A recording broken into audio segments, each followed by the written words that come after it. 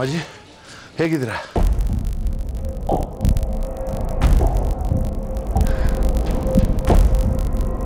ನಮಗೇನಾಗಿದೆ ಗೌಡ್ರೆ? ವೀಲ್ ಚೇರಿಂದ ಬಿದ್ರಂತೆ. ದೇವ್ರ ದಯೆ ಏನೂ ಆಗ್ಲಿಲ್ವಲ್ಲ?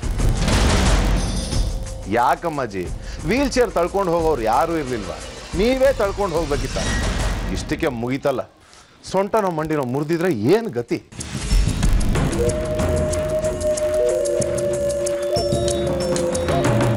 ಹೇಗ್ ಬಿದ್ರಿ? ಬಿದ್ದಿದ್ದಲ್ಲ ಗೌಡ್ರೆ,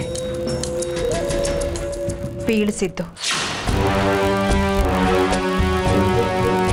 ಅಂದ್ರೆ ಚಕ್ರಗಳು ಸಡ್ಲ ಆಗಿದ್ದು. ಮೊನ್ನೆ ಕೊಂಡು ತಂದ ಹೊಸ ವೀಲ್ ಚೇರ್ ಅದು. ಅದನ್ನ ತಗೊಂಡು ಬಂದಾಗ ಭದ್ರವಾಗಿ ಚಕ್ರಗಳನ್ನ ಹಾಕೋಗಿದ್ದ. ಅದೇ ಸಡ್ಲ ಆಗೋದು ಅಂದ್ರೇನು? ಅಮ್ಮಾಜಿ ನೀವು ಕಳಿಸಿದ್ದು ಅಂತ ನಾನು ಹೊರಗಡೆ ಹೋಗಿದ್ದು. ಖಂಡಿತ ನನ್ನ ಮೇಲೆ ಅನುಮಾನ ಬೇಡ. ನೀವು ಮಾಡಿದ್ರಿ ಅಂತ ಹೇಳಿದ್ವಾ ಗೌಡ್ರೆ? ಇನ್ಯಾರು? ನಾರಾಯಣಪ್ಪನ? ನಾರಾಯಣಪ್ಪಂಗೆ ಅಷ್ಟು ಧೈರ್ಯ ಇಲ್ಲ. ಹಾಗಾದ್ರೆ ಸತ್ಯನೇ ಅಮ್ಮಾಜಿ. ನನಗೆ ಗೊತ್ತಿತ್ತು. ಎಷ್ಟೇ ಆಗ್ಲಿ ಸಾವಿತ್ರಿ ಗಂಡ. ಅವಳು ಹೇಳಿರ್ತಾಳೆ ಅಮ್ಮಾಜಿ ನಾಟಕ ಆಡ್ತಿದ್ದಾರೆ, ಒಂದ್ಸಲ ಅವಳನ್ನ ಬೀಳ್ಸು, ಗಾಬರಿಯಾಗಿ ಅವರೇ ಎದ್ದು ನಿಂತ್ಕೊಂತಾರೆ ಅಂತ. ಸದ್ಯ ನೀವು ಹಾಗೆ ಮಾಡಲಿಲ್ಲ ತಾನೆ? ಇಲ್ಲ, ಕಡೆ ಕ್ಷಣದಲ್ಲಿ ಅದು ಹೊಳೆದು ಹಾಗೆ ಕುಸಿದು ಕೂತ್ಕೊಂಡ್ವಿ. ಖಂಡಿತವಾಗ್ಲೂ ಇದು ಸತ್ಯ ಮಾಡಿರಲ್ಲ ಗೌಡ್ರೆ. ಯಾಕೆಂದ್ರೆ ನಾವು ಬಿದ್ದಾಗ ನಮ್ಮನ್ನ ಮೇಲೆತ್ತು ಕೂರಿಸಿದ್ದೆ ಸತ್ಯ. ಒಂದ್ ವೇಳೆ ನೀವು ಹೇಳಿದಾಗ ಅವನೇ ಏನಾದ್ರೂ ಇದನ್ನ ಮಾಡಿದಿದ್ರೆ ಪರೀಕ್ಷೆ ಮಾಡೋದಕ್ಕೆ ಹಾಗೆ ನಿಂತು ನೋಡಿರ್ತಿದ್ದ.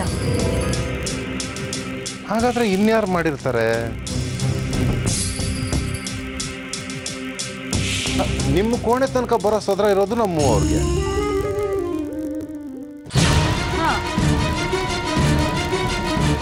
ನಾವು ನಿನ್ನ ಕರೆದ್ವಾ? ಯಾವಾಗ?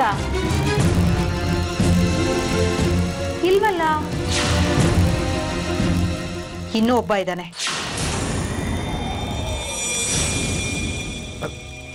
ಯಾರು? ಯಾರಮ್ಮಾಜಿ? ಸಾಧುರಾಮ್. ಆ ಮೂಗ ಕಿವುಡ ಅವನು ಯಾಕೆ ಮಾಡ್ತಾನೆ? ಯಾಕೆ ಅನ್ನೋದನ್ನ ನಾವು ತಿಳ್ಕೋಬೇಕು.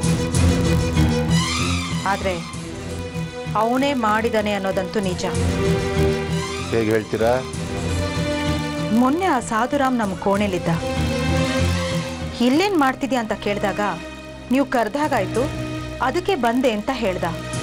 ಅಷ್ಟಕ್ಕೆ ಅವನೇ ಮಾಡ್ದ ಅಂತೀರಾ? ಹಾಗನ್ಸಿರ್ಬೇಕು.